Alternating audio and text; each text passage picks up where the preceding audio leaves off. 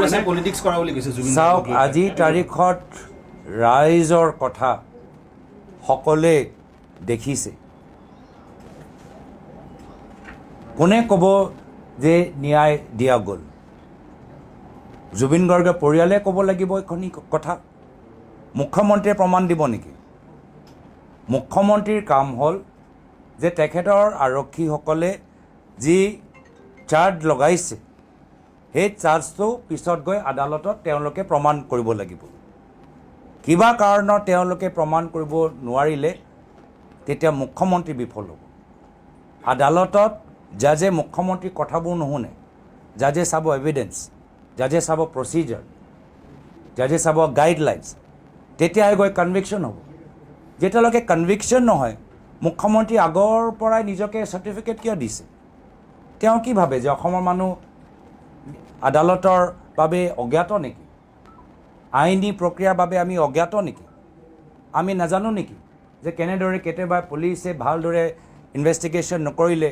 গোটেই কেছটোৱে ফেইল হৈ যায় তো মুখ্যমন্ত্ৰীৰ কামটো হ'ল নিজকে চাৰ্টিফিকেট দিয়া আগতে বাৰম্বাৰ আজি তেওঁলোকে মিডিয়াত আহি আবুল তাবুল কথা কোৱাতকৈ অসম আৰক্ষীক সম্পূৰ্ণভাৱে সহায় কৰক যাৰ ফলত তেওঁলোকে এটা ফুল প্ৰুফ ৱাটাৰ টাইট কেছ বনাব পাৰে আৰু কোৰ্টৰ ভিতৰত এই অভিযুক্তসকলক কনভিকশ্যন হ'ব ন্যায়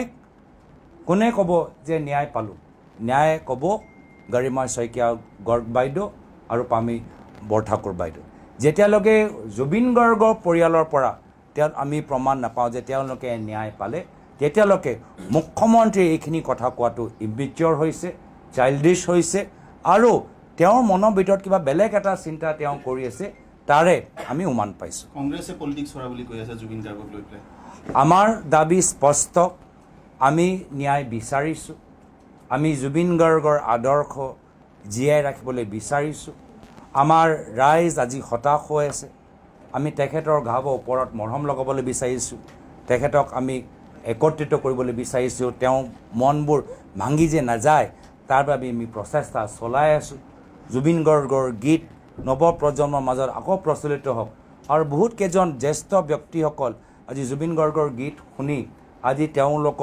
তেওঁৰ আদৰ্শবোৰ আৰু ভালদৰেহে বুজি পাইছে তেওঁৰ জুবিন দাৰ ফিলচফি আৰু ভালদৰে বুজি পাইছে আৰু আমাৰ ফালৰ পৰা এটাহে আহ্বান কি যেতিয়া এই ৰৈ ৰৈ বিনালৈ চিনেমাটো ৰিলিজ হ'ব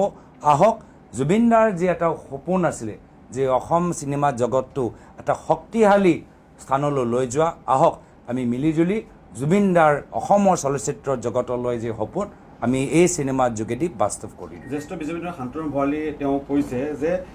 এছআইটি ইয়াত বহি কি তদন্ত কৰিব ছিংগাপুৰলৈ যাব লাগিছিল বুলি বিজেপিৰ নেতাসকলৰ ফালৰ পৰা ইতিমধ্যে সেই কথা আহিছে সকলোৱে এইখিনি কথা জানে বুজে যে য'ত ঘটনা হ'ল যি হোটেলত থাকিলে যি ইয়টত গ'ল যি হস্পিটেলত ট্ৰিটমেণ্ট হ'ল